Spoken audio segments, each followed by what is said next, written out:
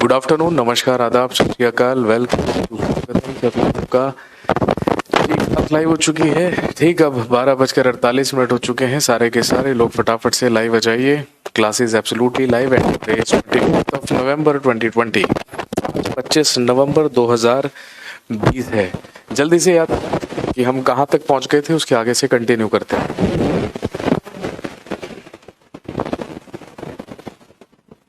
जल्दी से बता दीजिए कि हम लोग कहाँ तक पहुँच चुके हैं।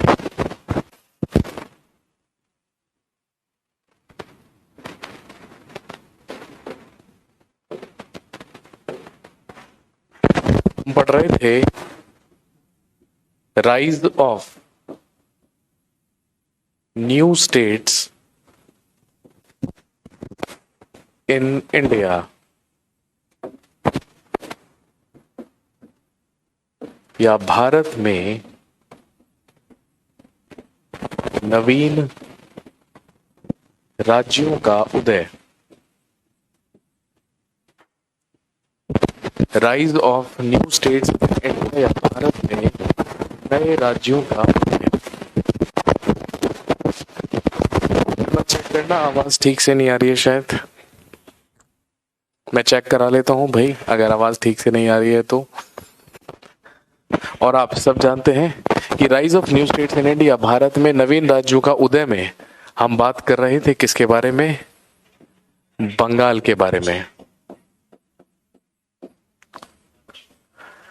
हम बंगाल राज्य के बारे में बात कर रहे थे, और बंगाल में हम बात कर रहे थे अबाउट सिराजुद्दौला।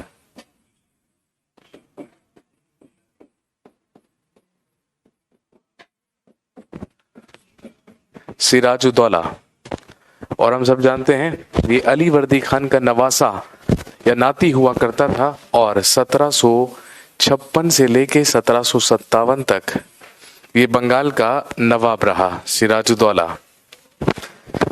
सिराजुद्दौला में कई चीजें हम लोग पढ़ चुके थे ऑलरेडी। जैसा कि मैंने आपको बताया कि सिराजुद्दौला ने पहले अंग्रेजों और फ्रांसीसियों को ये चेतावनी दी और कहा कि आप कलकत्ता और चंद्रनगर की किलाबंदी बिल्कुल बंद कर दीजिए। फ्रांसीसियों ने तो किलाबंदी बंद कर दी चंद्रनगर की, लेकिन अंग्रेजों ने, ब्रिटिशर्स ने कलकत्ता की किलाबंदी बंद नहीं की।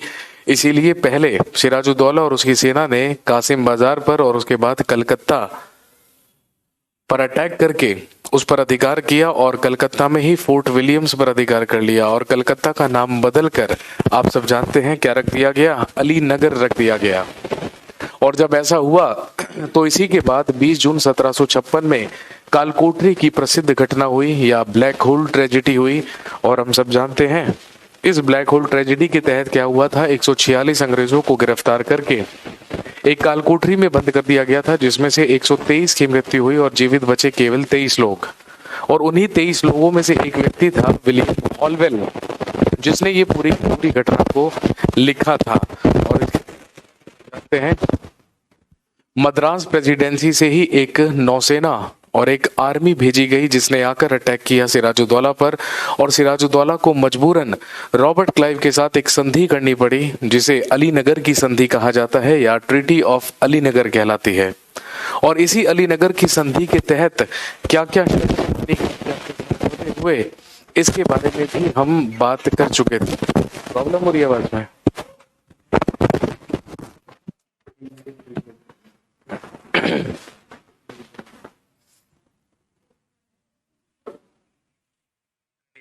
जिसे अलीनगर की संधि कहा जाता है, या ट्रीटी ऑफ अलीनगर कहलाती है। और इसका आगे पता सही जी। क्या अब आवाज पूरी तरीके से सही? एक बार कंफर्म कर दीजिए। अब ठीक है, आवाज अब सही आ रही है, काम चल जाएगा। ऑडियो नॉट क्लियर, अभी भी यही आ रहा है। अगर सब कुछ आवाज साफ आने लगी है, क्लियर हो गया है, तो प्लीज एक बार कंफर्म कर दीजिए।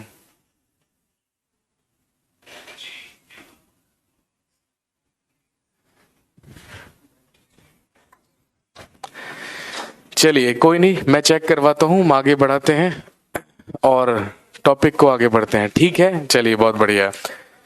जी, तो हम बात कर रहे थे सिराजुद्दौला के बारे में, जिसमें हम अलीनगर की संधि तक पहुंच चुके थे और ट्रीटी ऑफ अलीनगर तक हम बात कर चुके थे, जो 1757 में रॉबर्ट क्लाइव और बंगाल के नवाब सिराजुद्दौला के बीच में हुई थी। लेकिन मैंने आपको बताया था, रॉबर्ट क्लाइव महत्वाकांक्षी व्यक्ति था, वो केवल अलीनगर की संधि से ही संतुष्ट रहने वाला व्यक्ति नहीं था। इसीलिए इसी रॉबर्ट क्लाइव ने सिराजुद्दौला के ही सेनापति मीर जाफर और एक सेना नायक जिसका नाम राय दुर्लभ था, उसके साथ मिलकर एक षड्यंत्र किया। और हम सब जानते हैं, इसी षड्यंत्र के अंतर्गत लड़ा गया भारत के इतिहास का दूसरा सबसे, जो क्या कहलाता है, बैटल ऑफ प्लासी या प्लासी का युद्ध। अभी क्लियर है आवाज? ठीक है, देख लेना, अगर कुछ दिक्कत हो तो सही कर देना। बहुत ही बढ़िया। संटू कुमार लिख रहा है आवाज में चिड़चिड़ापन है। अबे संटू कुमार, ये MBBS MD हैं, ये बेफजूल में ही इतिहास पढ़ने आए हैं, MBBS MD कर चुके हैं, ये आवाज सुनते ही बता देते हैं क्या मर्ज है। और धन्वंतरी, जो भारत के इतिहास के सबसे महान चिकित्सक हुए हैं, ये उनसे भी 2 कदम आगे हैं और ये बता रहे हैं कि आवाज में थोड़ा चिड़चिड़ापन आ रहा है। ग्रेट भाई, ठीक है ठीक है। चलिए जी, आगे बढ़ते हैं और लिखेंगे 1757 में 1757 ईस्वी में लड़ा गया बैटल ऑफ प्लासी या प्लासी का युद्ध। और हम सब जानते हैं जो किसके बीच में हुआ, बिटवीन रॉबर्ट क्लाइव, जो रॉबर्ट क्लाइव और सिराजुद्दौला के बीच हुआ। और ध्यान रखेंगे, ये युद्ध 23 जून 1757 को लड़ा गया था and this is considered as the second most famous battle of Indian history. इसी को भारतीय इतिहास का दूसरा सबसे प्रसिद्ध युद्ध माना जाता है। इसलिए माना जाता है क्योंकि ऐसा माना गया है कि भारत में ब्रिटिश सत्ता की जो पावर थी वो, या अंग्रेजों का जो डोमिनेंस था, या अंग्रेजों का जो अधिकार था, वो 1757 बैटल ऑफ प्लासी से ही भारत में शुरू हुआ था। भाई हमारे बुजुर्ग हमें कहानी सुनाते थे ना, अंग्रेज हिंदुस्तान में आए और हिंदुस्तान पर 200 साल राज करके गए। तो वो जो 200 साल गिने जाते हैं, काउंट किए जाते हैं, वो कहां से किए जाते हैं? बैटल ऑफ प्लासी से। 1757 से लेकर 1947, ये जो 190 साल का पीरियड है, 190 ईयर्स, इसी को हम कॉमनली क्या कह देते हैं कि अंग्रेजों ने हिंदुस्तान में 200 साल राज किया था। भाई वैसे तो अंग्रेज सन 1600 ईस्वी में ही आ गए थे, सन 1600 ईस्वी में ही ईस्ट इंडिया कंपनी की स्थापना हो चुकी थी, ये आप अच्छी तरीके से जानते हैं। लेकिन ध्यान रखेंगे, 1757 से 1947 जो 190 साल का पीरियड है, इसी को क्या कहा जाता है? इसी को भारत में अंग्रेजों का 200 साल का शासन माना जाता है। फर्स्ट बैटल कौन सा है? भाई देखिए, भारत के इतिहास का जो सबसे फेमस बैटल माना जाता है, वो माना जाता है सेकंड बैटल ऑफ तराइन, या तराइन का दूसरा युद्ध, जो 1192 ईस्वी में मोहम्मद गौरी और पृथ्वीराज चौहान के बीच लड़ा गया था। और आप सब जानते हैं, और चंद्र बरदाई की लिखी हुई पुस्तक पृथ्वीराज रासो से भी हमें जानकारी मिलती है कि 17 बार पृथ्वीराज चौहान मोहम्मद गौरी को पराजित कर चुका था, लेकिन बार बार उसे माफ कर दिया करता था। लेकिन जब तराइन का दूसरा युद्ध 1192 ईस्वी में लड़ा गया, तो इसमें भारत के इतिहास का सबसे बड़ा उलटफेर हुआ। वो मोहम्मद गौरी जो 17 बार पृथ्वीराज चौहान से हार चुका था, वो उसने तराइन के दूसरे युद्ध में राजा जयचंद की मदद से, भाई राजा जयचंद वही जो कन्नौज का शासक हुआ करता था, उसी की मदद से इस युद्ध में मोहम्मद गौरी ने पृथ्वीराज चौहान को हराया था। और हिंदुस्तान में एक ट्रांजिशन हुआ था, एक बदलाव हुआ था, जब हिंदुस्तान का शासन हिंदुओं के हाथों से छीनकर किसके पास गया था? मुस्लिम्स के हाथों में। तो that was considered as a transition from Hindu rule to Muslim rule. लेकिन ऐसा ही बदलाव एक बार बैटल ऑफ प्लासी में भी हुआ, प्लासी के युद्ध में भी हुआ, जब अंग्रेजों और सिराजुद्दौला के बीच में ये युद्ध लड़ा गया। और यही ट्रांजिशन माना जाता है कि जब मुसलमानों के हाथों से सारे की सारी जो सत्ता थी, जो पावर थी, वो छीन कर किसके पास पहुंची? ब्रिटिशर्स के पास पहुंची थी या अंग्रेजों के पास पहुंची थी। तो इसीलिए सबसे ज्यादा जो फेमस बैटल माना जाता है वो तराइन का दूसरा युद्ध माना जाता है। लेकिन दूसरा सबसे फेमस मानते हैं और निर्णायक युद्ध मानते हैं किसको? बैटल ऑफ प्लासी को। जी, इसके बाद 23 जून 1757 में बैटल ऑफ प्लासी या प्लासी की लड़ाई लड़ी गई रॉबर्ट क्लाइव और सिराजुद्दौला के बीच। और ध्यान रखेंगे, भारतीय इतिहास का सबसे छोटा बैटल भी है, केवल मात्र 1.5 घंटे तक ही ये चला था। और ऐसा कहा जाता है कि केवल 1.5 घंटे में ही Robert Clive defeated Sirajuddaulah. Robert Clive ने सिराजुद्दौला को इस युद्ध में पराजित किया था। सिराजुद्दौला की हार के 2 सबसे महत्वपूर्ण कारण थे। भाई सबसे पहले तो इसी का एक सेनापति हुआ करता था जिसका नाम था मीर जाफर। इसी का एक सेनापति हुआ करता था जिसका नाम था मीर जाफर। और इसी का एक और मंत्री, एक और सेना नायक जिसका नाम था राय दुर्लभ। ये दोनों के दोनों बैटल ऑफ प्लासी में सिराजुद्दौला की तरफ से अंग्रेजों के खिलाफ लड़ रहे थे। लेकिन ये दोनों के दोनों ही इस युद्ध के दौरान पूरी तरीके से न्यूट्रल रहे, तटस्थ रहे और अपनी सेनाओं के साथ इन्होंने कोई कार्रवाई नहीं की, क्योंकि मीर जाफर और राय दुर्लभ अंदर ही अंदर किसका साथ दे रहे थे? रॉबर्ट क्लाइव का साथ दे रहे थे। लेकिन ध्यान रखेंगे, सिराजुद्दौला के ही 2 और सेना नायक जिनके नाम थे मीर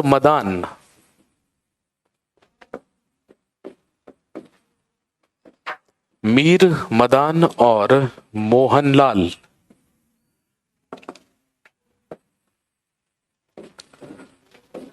इन दोनों ने सक्रिय रूप से बैटल ऑफ प्लासी के युद्ध में महत्वपूर्ण भूमिका निभाई थी। लेकिन दोनों ही मारे गए थे इस युद्ध के दौरान। सबसे पहली हार का कारण तो यही था भाई, क्योंकि अंग्रेजों ने पहले ही मीर जाफर के साथ साठगांठ कर ली थी और उसे आश्वासन दिया था कि हम तुम्हें बंगाल का नवाब बनाएंगे, लेकिन तुम्हें कुछ शर्तें होंगी जो हमारी माननी होंगी और मदद करनी होगी ब्रिटिशर्स की सिराजुद्दौला के खिलाफ। इसीलिए जो मीर जाफर और राय दुर्लभ थे, ये दोनों लड़ रहे थे सिराजुद्दौला की तरफ से, लेकिन दोनों जाकर मिल गए थे किसकी तरफ? रॉबर्ट क्लाइव की तरफ। सबसे महत्वपूर्ण कारण तो यही था इस हार का। लेकिन जो दूसरा महत्वपूर्ण कारण था वो ये था कि जो सिराजुद्दौला के सैनिक थे, जो सिराजुद्दौला के सोल्जर्स थे, वो बंदूकों, वो तलवारों से लड़ रहे थे, उनके हाथों में तलवारें थी। लेकिन जो अंग्रेज थे, जो ब्रिटिशर्स थे, जो रॉबर्ट क्लाइव के सैनिक थे, उनके हाथों में बंदूक थी और वो राइफल्स का इस्तेमाल कर रहे थे।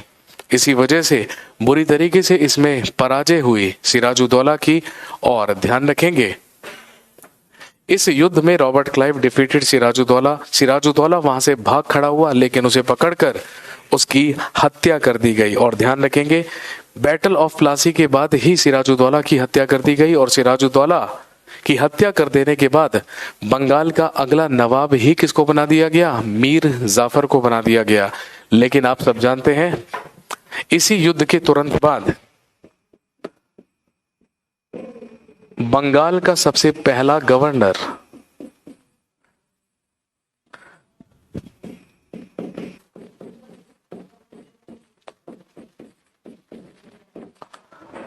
और इसी युद्ध के बाद बंगाल का सबसे पहला गवर्नर ही किसको बना दिया गया? रॉबर्ट क्लाइव को बना दिया गया। रॉबर्ट क्लाइव ही बना बंगाल का सबसे पहला governor, first governor of Bengal. Sir ji, यदि ये हेल्प नहीं करता तो क्या सिराजुद्दौला जीत जाता? मेरे भाई, how would I know that? जो चीज हुई ही नहीं, आप उसके बारे में सोच भी कैसे सकते हैं? हो सकता है उसके बावजूद भी अंग्रेज हरा देते। भाई, अंग्रेजों की तो सेना अच्छी खासी पावरफुल थी, हो सकता है उसके बावजूद भी हार जाता। लेकिन हारा है, और मीर जाफर और राय दुर्लभ की दगाबाजी के कारण हारा है। तो इतिहास तो यही याद रखेगा कि मीर जाफर और राय दुर्लभ की ही वजह से सिराजुद्दौला हार गया। तो हम तो यही मानेंगे। लेकिन वो उसकी मदद नहीं करता, क्या होता? ये चीज तो हमें पढ़नी ही नहीं ना, उससे तो हमें कोई मतलब ही नहीं है। तो बंगाल का सबसे पहला गवर्नर बन गया रॉबर्ट क्लाइव, और आप अच्छी तरीके से जानते हैं 1757 से लेके 1760 तक, और फिर 1765 से लेके 1767 तक बंगाल का सबसे पहला गवर्नर कौन बना? रॉबर्ट क्लाइव बना।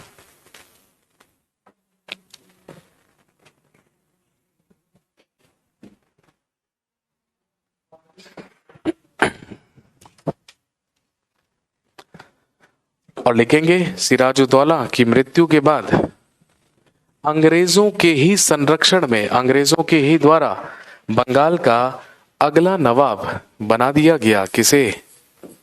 मीर जाफर को।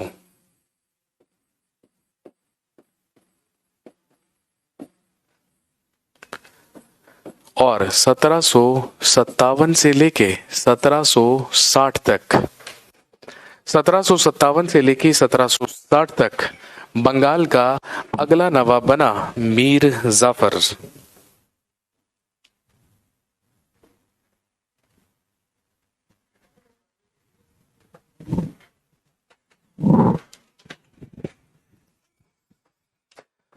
जब तक मीर जाफर बंगाल का नवाब रहा तब तक अंग्रेजों का खिदमतदार बनकर रहा। First governor general of Bengal, मेरे भाई गवर्नर जनरल नहीं, सिर्फ गवर्नर ऑफ बंगाल। बंगाल का पहला गवर्नर कहलाता है रॉबर्ट क्लाइव, पहला गवर्नर जनरल नहीं। दोनों अलग अलग सवाल हैं भाई। एक सवाल आएगा who was first governor of Bengal, और एक सवाल आएगा who was first governor general of Bengal. तो यदि आपसे बंगाल का प्रथम गवर्नर पूछें तो ही आप रॉबर्ट क्लाइव आंसर करेंगे, ठीक है ना। लेकिन यदि आपसे बंगाल का पहला गवर्नर जनरल पूछ लिया जाए तो भाई वो तो वॉरेन हेस्टिंग्स होगा, क्योंकि जब 1773 का रेगुलेटिंग एक्ट आया था, रेगुलेटिंग अधिनियम आया था, तो उसी के अधीन, उसी के तहत तो बंगाल के गवर्नर की पावर्स बढ़ाई गई थी और उसे बंगाल का गवर्नर की जगह बंगाल का गवर्नर जनरल कहा जाने लगा था। तो ये काम तो 1773 के रेगुलेटिंग एक्ट के तहत हुआ, और उस समय बंगाल का गवर्नर वॉरेन हेस्टिंग्स था, इसीलिए Warren Hastings is considered as first governor general of Bengal, इसीलिए उसी को क्या कहा जाएगा? बंगाल का प्रथम गवर्नर जनरल। लेकिन रॉबर्ट क्लाइव सिर्फ बंगाल का पहला गवर्नर था। जब तक मीर जाफर बंगाल का नवाब रहा, यह खिदमतदार बनकर रहा अंग्रेजों का, और अंग्रेजों ने बेहद फायदा उठाया किसके शासन का? मीर जाफर के शासन का भाई, क्योंकि मीर जाफर तो इसी कंडीशन पर, इसी शर्त पर बंगाल का नवाब बनाया गया था कि वो अंग्रेजों को पूरी तरीके से क्या करेगा?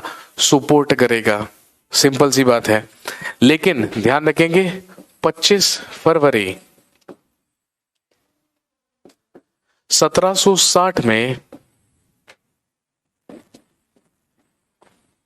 लिखिए रॉबर्ट क्लाइव रिटर्न्ड इंग्लैंड। 1760 ईस्वी में रॉबर्ट क्लाइव इंग्लैंड वापस लौटा।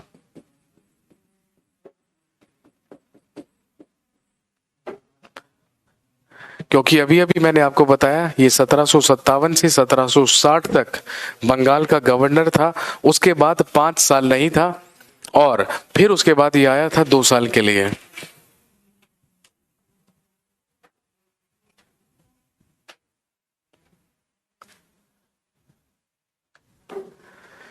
पच्चीस फरवरी 1760 को Robert Clive return England, Robert Clive England वापस लौट गया। और ध्यान रखेंगे इसी के स्थान पर एक्टिंग गवर्नर या बंगाल का कार्यवाहक गवर्नर बना दिया गया विलियम हॉलवेल को। वही विलियम हॉलवेल जो कालकोठरी की घटना से जीवित बचा था। और ध्यान रखेंगे इसी विलियम हॉलवेल और मीर जाफर के बीच में विवाद हुए, और विलियम हॉलवेल ने मीर जाफर को बंगाल के पद से या बंगाल के नवाब के पद से हटा देने का प्रस्ताव पेश कर दिया। और इसके बाद हम सब जानते हैं 1760 से लेके 1765 तक बंगाल का गवर्नर बनाकर भेजा गया। बंगाल का गवर्नर बनकर आया लॉर्ड वेंसीटार्ट।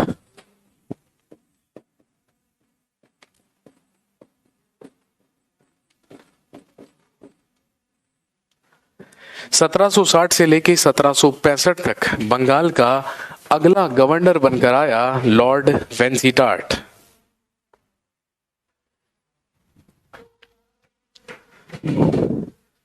और ध्यान रखेंगे, क्योंकि मीर जाफर को नवाब के पद से हटा देने का प्रस्ताव विलियम हॉलवेल ही पेश कर चुका था, इसीलिए जब बंगाल के गवर्नर पद पर बंगाल का गवर्नर बनकर आया लॉर्ड वेंसीटार्ट, जो 1760 से 1765 तक बंगाल का गवर्नर रहा, इसी ने आकर लिखेंगे, इसने मीर जाफर को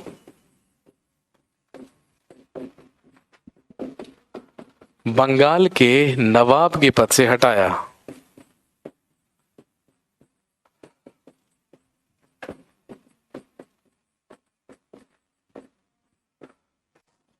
इसी ने आकर मीर जाफर को बंगाल के नवाब के पद से हटाया। और ध्यान दीजिए, लॉर्ड वेंसीटार्ट के ही द्वारा मीर जाफर के स्थान पर इसी के दामाद को, इसी के सन इन लॉ को बंगाल का अगला नवाब बना दिया गया, जिसे हम जानते हैं किस नाम से, मीर कासिम के नाम से।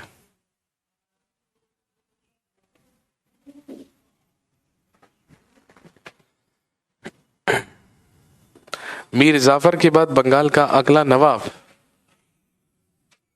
बना दिया गया इसी का दामाद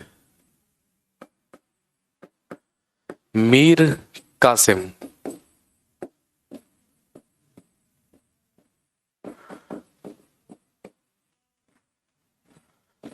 सेवनटीन 1760 से लेके 1763 तक, 1760 से लेके 1763 तक बंगाल का अगला नवाब बना मीर कासिम।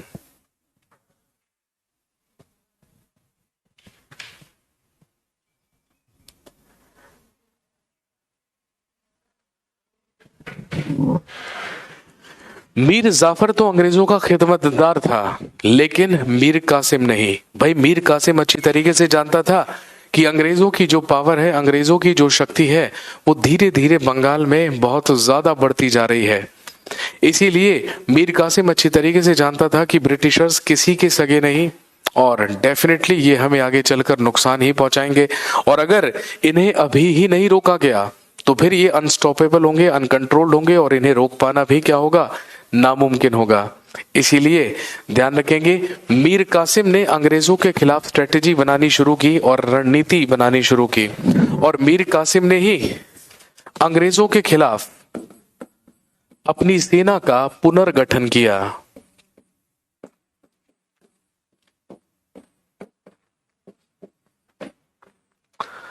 मीर कासिम के ही द्वारा सेना का पुनर्गठन किया गया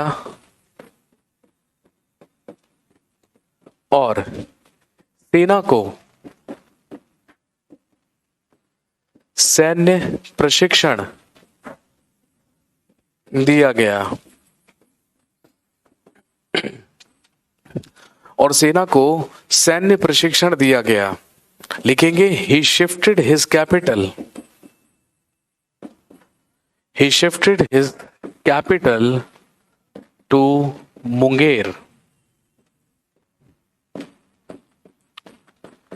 इसने अपनी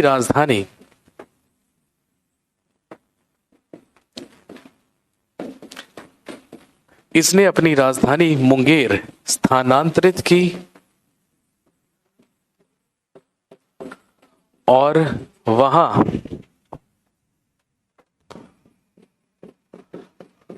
एक तोप खाने का गठन किया।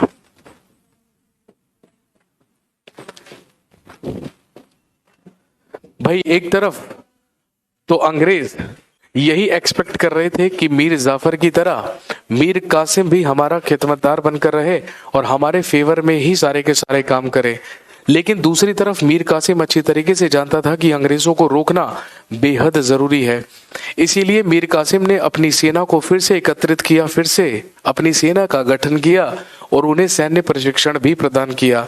और ध्यान रखेंगे, हथियार और तोपें बनाने के लिए, बंदूकें बनाने के लिए इसने मुंगेर में एक तोपखाने की स्थापना की अंग्रेजों को बिना बताए, और अपनी राजधानी को भी इसने शिफ्ट कर लिया। कहां पर? मुंगेर। और जब अंग्रेजों को ये बात पता चली, और जब अंग्रेजों को ये पता चला कि जो मीर कासिम है वो हमें बिना बताए ही अपनी सेना को पुनर्गठित कर रहा है, तो बस फिर क्या था, अंग्रेज अच्छी तरीके से जानते थे कि मीर कासिम को रोकना क्या होगा, बेहद जरूरी होगा।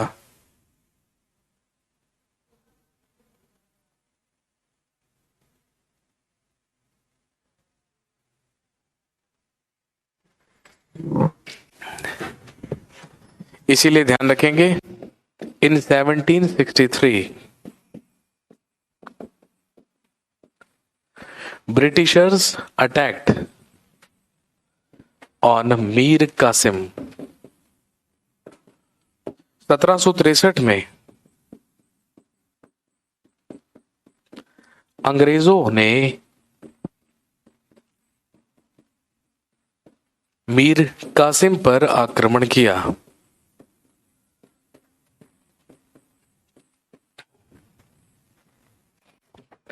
सत्रह सौ तिरसठ में अंग्रेजों के द्वारा मीर कासिम पर अटैक किया गया। और ध्यान रखेंगे, अपनी जान बचाकर मीर कासिम बंगाल से कहां भाग गया?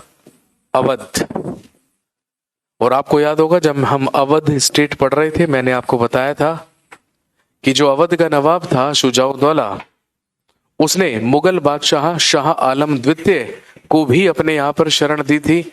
और दूसरा, जो बंगाल का नवाब मीर कासिम हुआ करता था, उसे भी शरण कहां पर दी गई थी? अवध में। अंग्रेजों से जान बचाकर मीर कासिम अवध भाग गया। और ध्यान रखेंगे, यहीं पर नवाब शुजाउद्दौला के द्वारा, लिख लेंगे, मीर कासिम को शरण दी गई।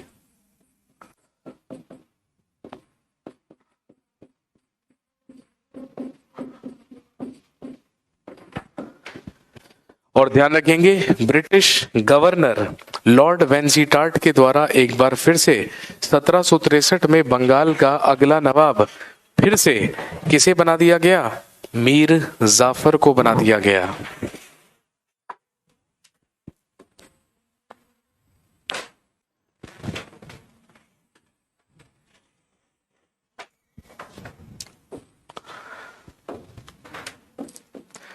मीर कासिम को बंगाल के नवाब के पद से हटाकर एक बार फिर दोबारा से बंगाल का अगला नवाब बना मीर जाफर। 1763 से लेके 1765 तक।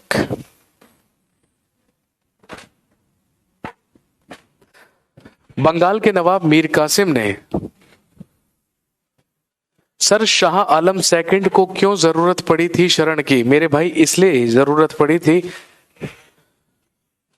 मुगल बादशाह शाह आलम सेकंड जब मुगल सिंहासन पर बैठा था, तो उसी समय जो मुगल वजीर हुआ करता था या मुगलों का वजीर हुआ करता था, उसी ने शाह आलम सेकंड के खिलाफ विद्रोह कर दिया था और उसकी हत्या करने का प्रयास किया था।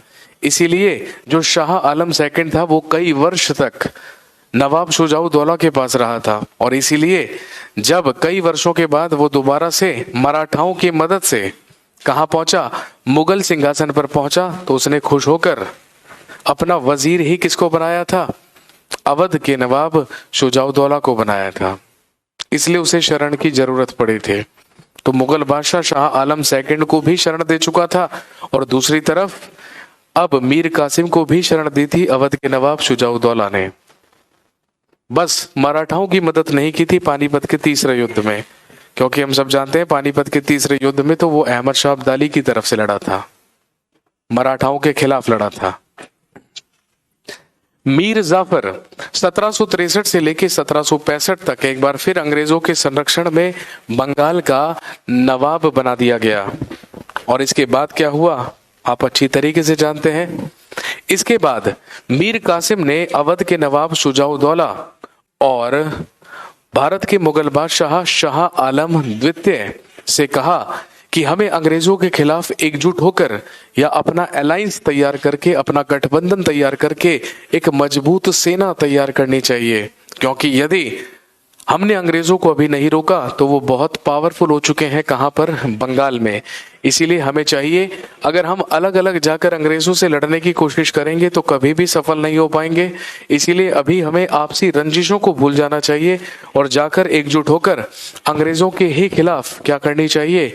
लड़ाई करनी चाहिए। और आप सब जानते हैं इसके बाद मुगल बादशाह शाह आलम सेकंड और अवध के नवाब शुजाउद्दौला के साथ एक गठबंधन किया मीर कासिम ने, और तीनों की ही सेना एकजुट हुई और तीनों का ही एक अलायंस तैयार हुआ।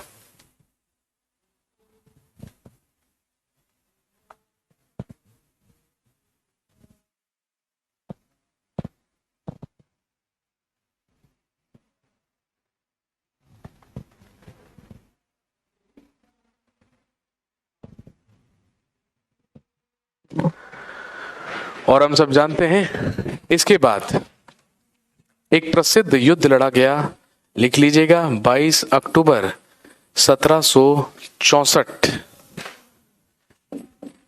में लड़ा गया बैटल ऑफ बक्सर या बक्सर का युद्ध। शाह आलम द्वितीय, शुजाउद्दौला और मीर कासिम, इसमें हमारी तरफ से लड़े मुगल बादशाह शाह आलम सेकंड। भाई हम सब जानते हैं ये उस समय भारत का मुगल बादशाह हुआ करता था। दूसरा अवध का नवाब Shujauddaula,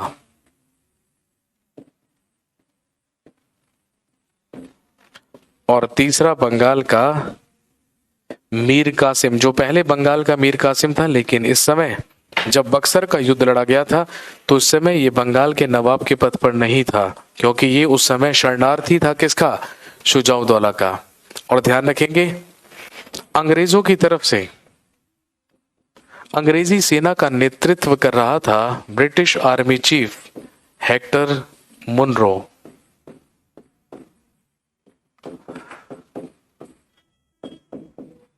He was British Army Chief that time। ये उस समय अंग्रेजों का सेनापति था। और ध्यान रखेंगे हमारे 3 शासक मिलकर भी अंग्रेजों को पराजित नहीं कर सके। भाई हालांकि अगर हम शाह आलम सेकंड, शुजाउद्दौला और मीर कासिम के बारे में बात करें तो इतिहासकारों का कहना है इनके पास सैनिकों की संख्या लगभग 40,000 से 60,000 थे, लेकिन अंग्रेजों के पास लगभग मात्र 7,500 सैनिक थे।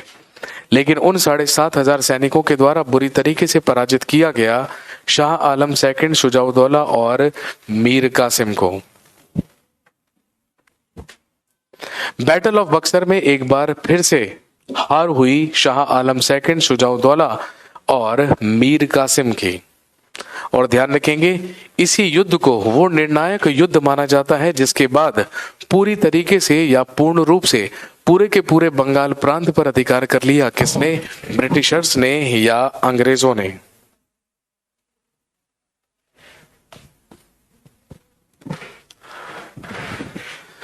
दो सवाल आपसे पूछेंगे।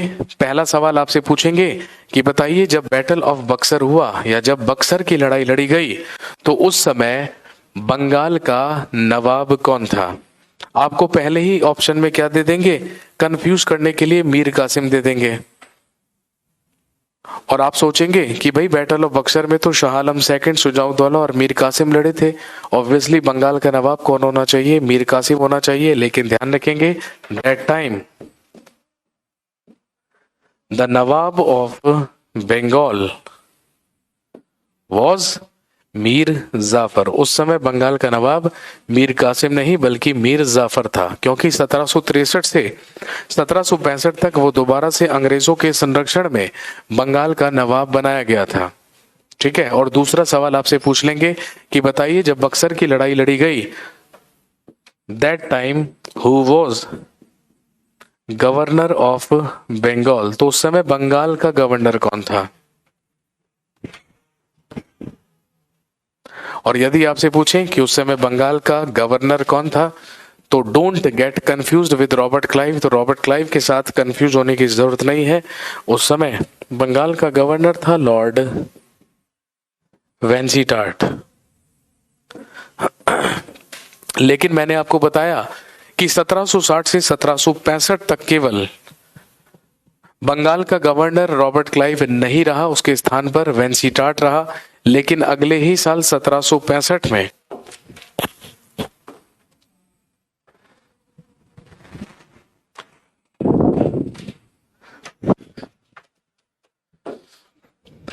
इन 1765 रॉबर्ट क्लाइव केम बैक। 1765 ईस्वी में रॉबर्ट क्लाइव वापस आया and again became the governor of Bengal, और ये दोबारा से बंगाल का गवर्नर बन गया। और हम सब जानते हैं, जब 1765 में रॉबर्ट क्लाइव वापस आकर बंगाल का अगला गवर्नर बना दिया गया, तो हम सब जानते हैं इसी के बाद एक महत्वपूर्ण संधि हुई, एक महत्वपूर्ण ट्रीटी हुई। किस किस के बीच? रॉबर्ट क्लाइव, मुगल बादशाह शाह आलम सेकंड और शुजाउद्दौला के बीच। और हम सब जानते हैं जो कहलाती है 1765 के, लिखेंगे ट्रीटी ऑफ इलाहाबाद। इसके बाद हुई इलाहाबाद की संधि।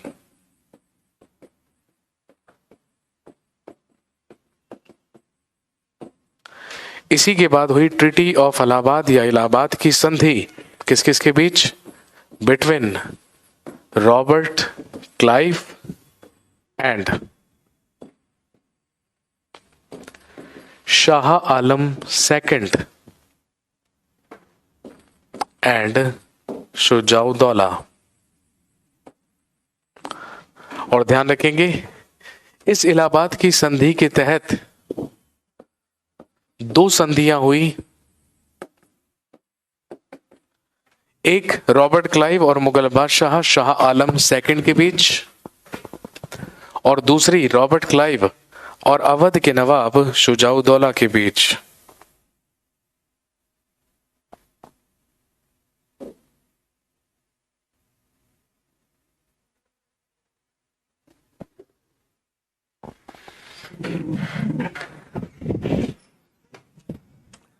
सबसे पहले बात करेंगे प्रथम संधि, इलाहाबाद की संधि के तहत होने वाली प्रथम संधि, जो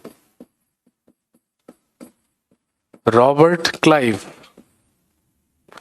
और शाह आलम, जो रॉबर्ट क्लाइव और शाह आलम द्वितीय के बीच हुई। रॉबर्ट क्लाइव और शाह आलम सेकंड, जो समय भारत का मुगल बादशाह था, उसके बीच में संधि हुई। और इसी संधि के तहत सबसे पहली शर्त या सबसे पहला समझौता ये हुआ, मैं पहले भी बता चुका हूं, लिखेंगे शाह आलम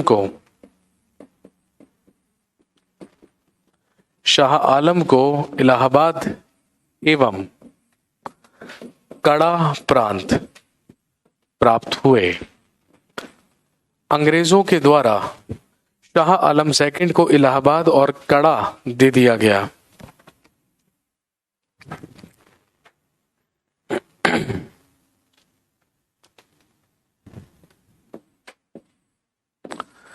दूसरा समझौता, मुगल बादशाह ने बंगाल, बिहार और उड़ीसा प्रांत स्थायी रूप से अंग्रेजों को दिए। कहने का मतलब अब पूरे के पूरे बंगाल, बिहार और उड़ीसा प्रांत में जो दीवानी के अधिकार थे वो सारे के सारे किसके पास पहुंचे? अंग्रेजों के पास। और इसके बदले अंग्रेजों ने मुगल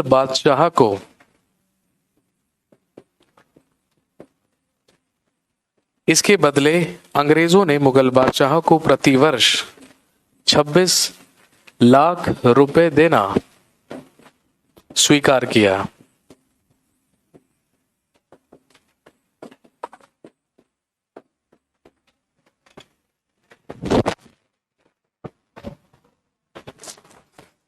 ये थी इलाहाबाद के संधि के तहत हुई सबसे पहली संधि जो रॉबर्ट क्लाइव और शाह आलम द्वितीय के बीच हुई। जल्दी से नोट करें, फिर आगे बढ़ते हैं।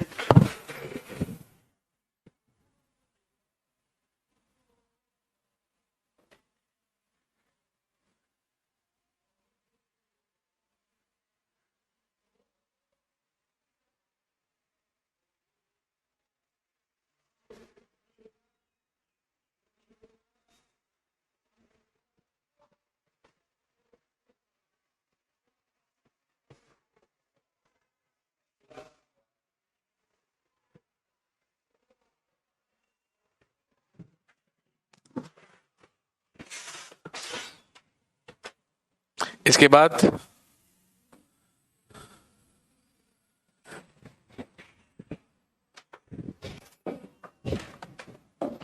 लिखिए द्वितीय संधि। ट्रीटी ऑफ इलाहाबाद के तहत हुई दूसरी संधि जो किस किस के बीच हुई? रॉबर्ट क्लाइव और शुजाउद्दौला के बीच। रॉबर्ट क्लाइव और शुजाउद्दौला के बीच। और इस संधि के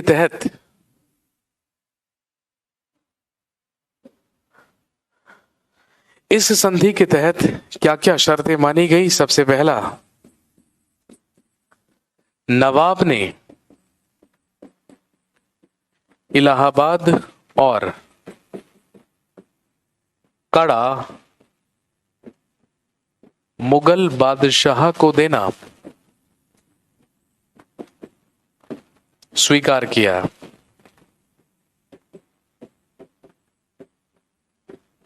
और हम सब जानते हैं नवाब शुजाउद्दौला से ही इलाहाबाद और कड़ा लेकर अंग्रेजों ने किसको दिया था?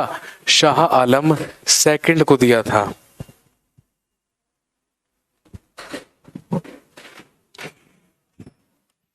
दूसरा समझौता,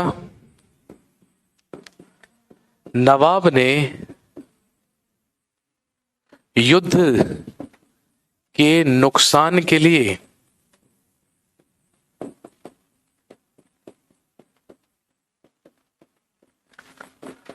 अंग्रेजों को 50 लाख रुपए देना स्वीकार किया। बैटल ऑफ बक्सर में जो क्षति हुई, जो नुकसान हुआ, उसी की भरपाई करने के लिए अवध का नवाब शुजाउद्दौला अंग्रेजों को 50 लाख रुपए देगा। इसके बाद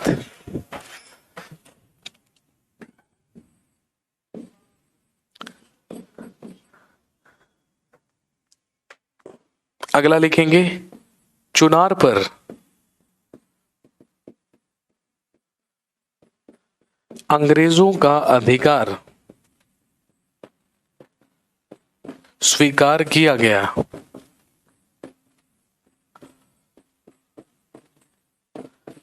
चुनार पर अंग्रेजों का अधिकार स्वीकार कर लिया गया।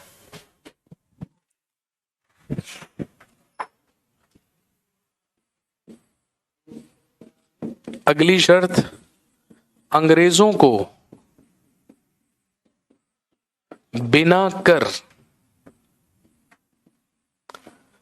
अवध में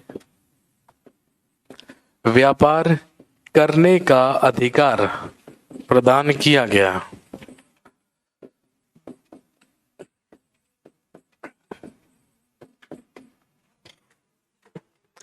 अंग्रेजों को बिना कर के या बिना चुंगी के ही अवध में व्यापार करने का अधिकार प्रदान कर दिया गया।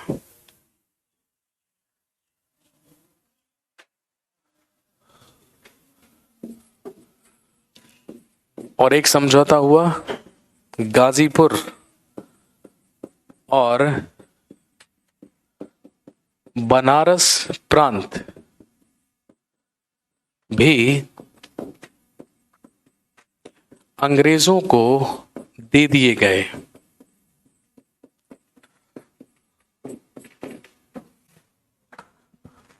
गाजीपुर और बनारस प्रांत भी अंग्रेजों को दे दिए गए। चुनार कहाँ है? चुनारगढ़ वाराणसी के ही समीप में है चुनारगढ़, जिस पर अंग्रेजों का आधिपत्य मान लिया गया।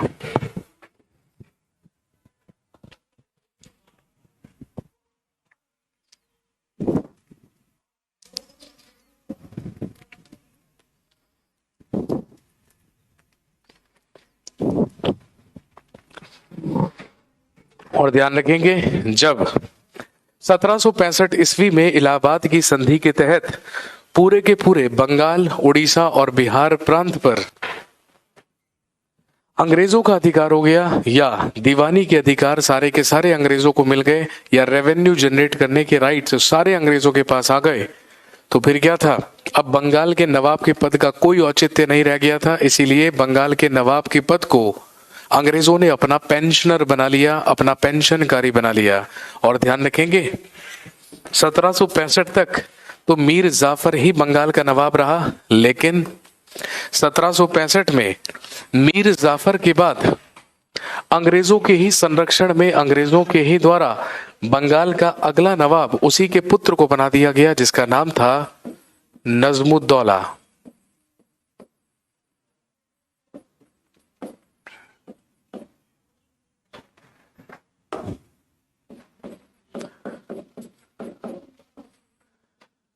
मीर जाफर के बाद अंग्रेजों के ही संरक्षण में बंगाल का अगला नवाब बना दिया गया नजमुद्दौला को, केवल 1 वर्ष के लिए, 1765 से लेके 1766 तक। और क्योंकि इसे अंग्रेजों का पेंशनर बना दिया गया, तो ध्यान रखेंगे, अंग्रेजों ने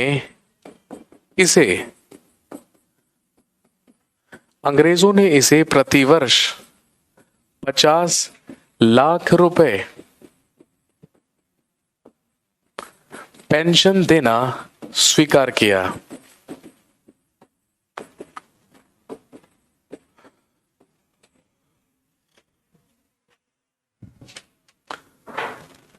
सत्रह सौ पैंसठ से 1766 तक नजमुद्दौला बंगाल का नवाब रहा, अंग्रेजों का पेंशनर बनकर, जिसे अंग्रेज प्रतिवर्ष 50 लाख रुपए पेंशन दिया करते थे।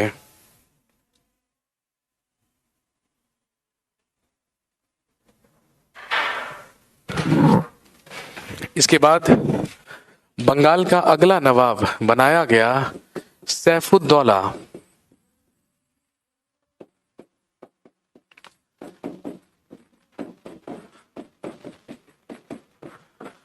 जो 1766 से लेके 1770 तक बंगाल का अगला नवाब बना। और ध्यान रखेंगे, अंग्रेजों द्वारा इसकी पेंशन प्रतिवर्ष 12 लाख रुपए कर दी गई, क्योंकि अंग्रेजों को तो अल्टीमेटली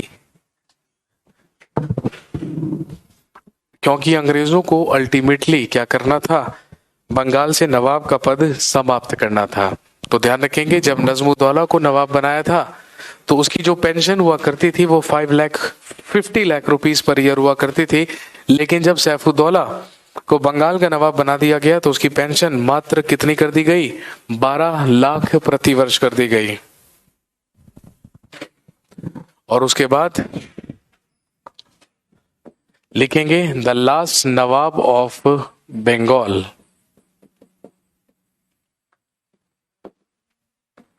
बंगाल का अंतिम नवाब बना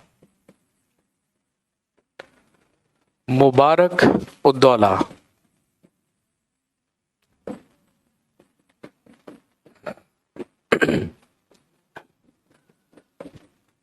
बंगाल का अंतिम नवाब हुआ मुबारक उद्दौला, जो 1770 से लेके 1775 तक बंगाल का अंतिम नवाब बना।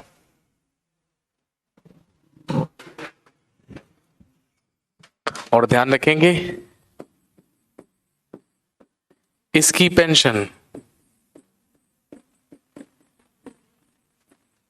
प्रतिवर्ष 10 लाख रुपए कर दी गई।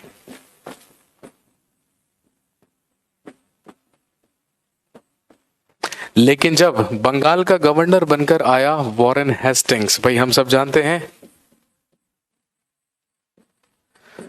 जो वॉरेन हेस्टिंग्स था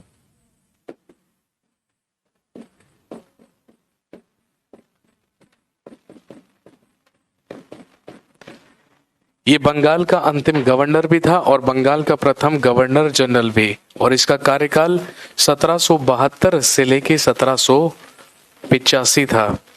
जब वॉरेन हेस्टिंग्स बंगाल का गवर्नर बनकर आया तो ध्यान रखेंगे इसी के द्वारा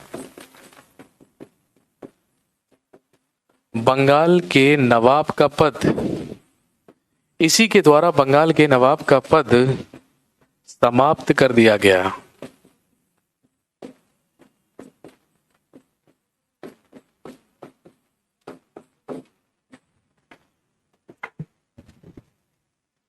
और फाइनली 1775 में 1775 में समाप्त हुए बंगाल के नवाब।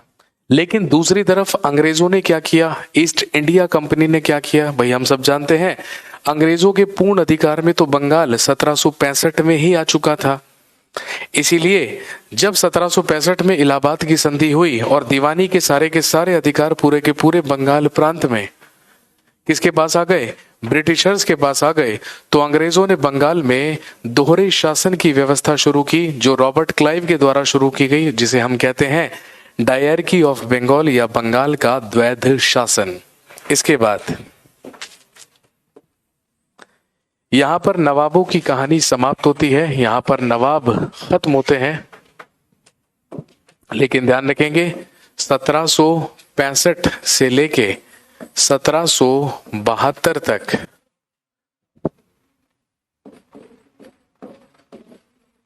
रॉबर्ट क्लाइव, जो उस समय बंगाल का गवर्नर हुआ करता था,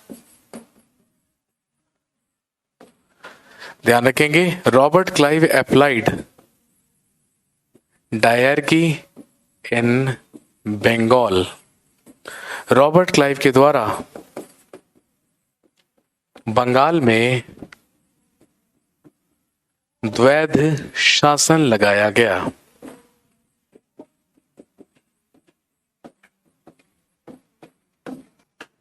रॉबर्ट क्लाइव अप्लाइड डायरकी इन बंगाल। रॉबर्ट क्लाइव के द्वारा बंगाल में द्वैध शासन लगाया गया। Just hold on for a minute, continue करते हैं।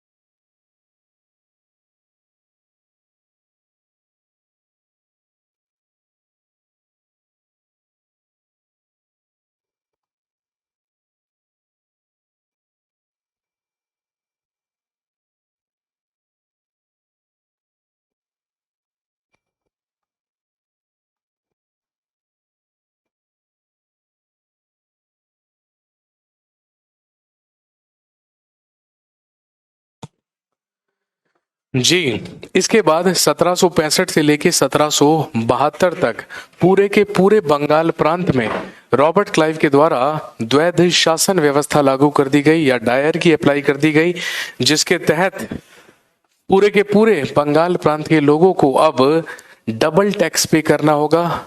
दो टैक्स देने होंगे, जो एक डायरेक्टली ईस्ट इंडिया कंपनी को दिया जाएगा, जिसमें से एक ईस्ट इंडिया कंपनी को दिया जाएगा और दूसरा वहां के स्थानीय शासकों के द्वारा वसूला जाएगा। ध्यान रखेंगे, ये जो डायरकी थी, ये जो द्वैध शासन था बंगाल का, ये 1765 से लेके 1772 तक चला। हालांकि रॉबर्ट क्लाइव 1767 में ही वापस लौट चुका था, लेकिन ये जो द्वैध शासन था ये 7 सालों तक चला और यही 7 साल का जो पीरियड है, इसी को इतिहासकारों ने क्या कहा, भारत की लूट कहा। क्योंकि इसी 7 साल के पीरियड में इतनी ज्यादा लूट खसोट और इतना ज्यादा भ्रष्टाचार ईस्ट इंडिया कंपनी के द्वारा फैलाया गया कि इतिहासकारों ने इसे भारत की लूट कहा या लूट ऑफ इंडिया कहा। और इवन बंगाल का गवर्नर जनरल लॉर्ड कॉर्नवालिस जब बनकर आया था तो उसने भी ये कहा था कि 1765 से लेकर 1772 तक जितनी भ्रष्टाचारी और जितना करप्शन ईस्ट इंडिया कंपनी में हुआ करता था, उतना पूरी की पूरी दुनिया में और कहीं नहीं हुआ करता था। बस जब सारी जगह बंगाल के द्वैध शासन की आलोचना होने लगी और जब ब्रिटिश सरकार को ये बात पता चली कि ईस्ट इंडिया कंपनी के ही अंदर जो अधिकारी काम कर रहे हैं वो पूरी तरीके से भ्रष्ट हैं और गलत तरीकों से लूटपाट कर रहे हैं, कहां पर, हिंदुस्तान में, इसीलिए तुरंत 1772 में बंगाल का अगला गवर्नर बनाकर भेज दिया गया, किसको, वॉरेन हेस्टिंग्स को।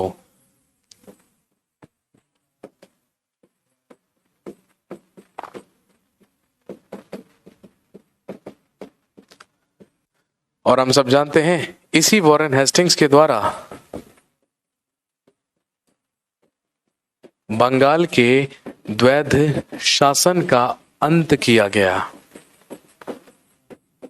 1772 में समाप्त हुआ बंगाल का द्वैध शासन और हम सब जानते हैं उसके बाद 1773 का रेगुलेटिंग एक्ट भेजा गया ईस्ट इंडिया कंपनी पर नियंत्रण रखने के लिए। और उसके बाद ब्रिटिश पार्लियामेंट से भेजे जाने वाले अधिनियमों या एक्ट्स के ही तहत भारत में ईस्ट इंडिया कंपनी का क्या चला, प्रशासन चला। यहां पर कहानी समाप्त होती है किसकी, बंगाल की। चलिए जी, आज की कहानी को यहीं पर समाप्त करते हैं। कल आपसे दोबारा से मुलाकात होगी और कल हम इंडिपेंडेंट स्टेट्स में से ही अंतिम महत्वपूर्ण राज्य के बारे में पढ़ेंगे, जिसमें हम बात करेंगे अबाउट मराठाज एंड पेशवा। तो कल का टॉपिक रहेगा मराठा साम्राज्य। हम बात करेंगे छत्रपति शिवाजी और उनके उत्तराधिकारियों के बारे में और उसके बाद फिर मराठा साम्राज्य के पेशवाओं के बारे में। तो चलिए, thank you very much, have a nice day, शुक्रिया, धन्यवाद।